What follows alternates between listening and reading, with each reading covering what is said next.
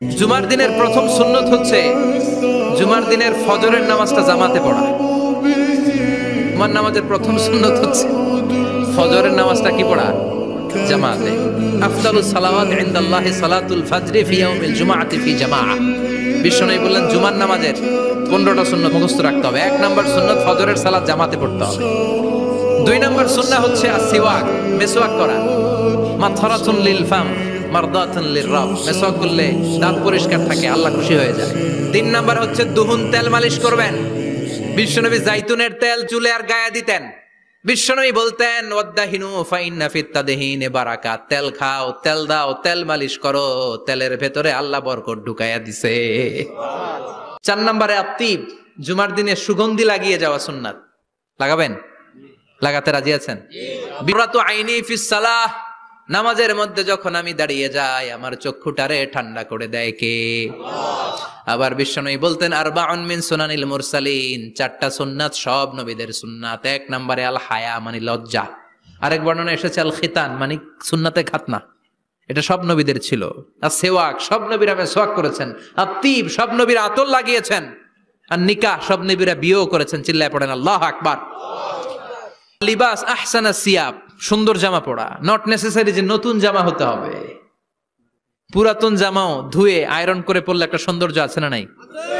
এরপরে ইকসারুস সালাহ আলান নবী, বিশ্বনবীর উপর বেশি বেশি দুরূদ পড়া।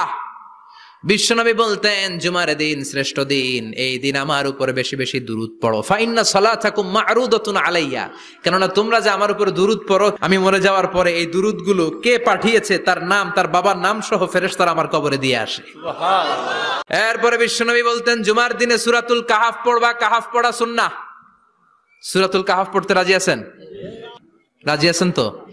18 নম্বর সূরা, কোরআনের একেবারে মাঝখানের সূরা। এরপর আত-তাবকির ইলাল মসজিদ, মসজিদে আগে আগে যাওয়া সুন্নত। আগে যিনি যাবে উনি কি পাবে?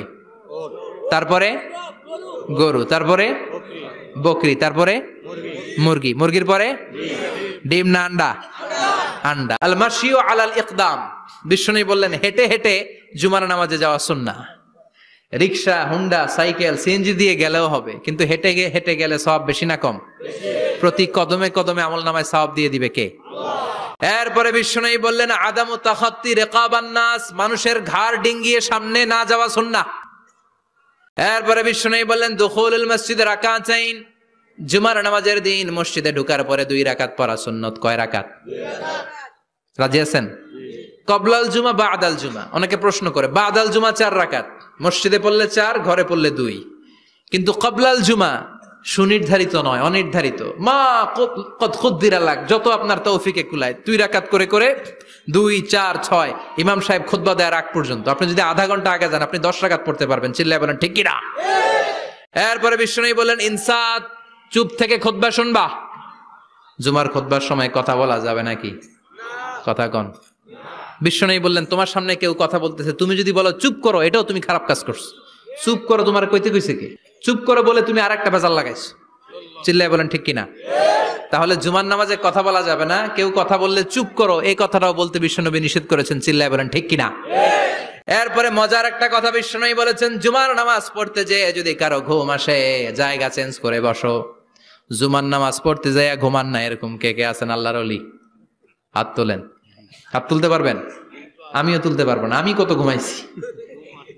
জুমার খুতবা শুনতে গেলে ঘুমাস, কারণ রহমত নাজিল করে কে? আল্লাহ। পুরো মসজিদের ডানে বায়ে রহমতে ঠাসা, খালি ঘুম আর ঘুম। আছে না নাই? এরপরে বিশ্বনবী বললেন জুমার দিন দোয়া করলে কবুল হয়। এমন একটা সময় আছে জুমার দিনে, ওই সময়ে যদি বান্দা আল্লাহর কাছে কিছু চায়, সেটা না দিয়ে খালি হাতে আল্লাহ বান্দারে ফিরাইয়া দেয় না। সেটা কখন? অনেক ইখতিলাফ আছে, বেশিরভাগ মুহাদ্দিসিন বলেছেন জুমার দিন আসরের নামাজের পর থেকে মাগরিবের আগ পর্যন্ত, বিশেষ করে মাগরিবের আগের আধা ঘন্টা, এই সময় আল্লাহর কাছে বান্দা যদি কিছু চায় এই দোয়া আল্লাহ ফিরিয়ে দেয় না। এই 15টা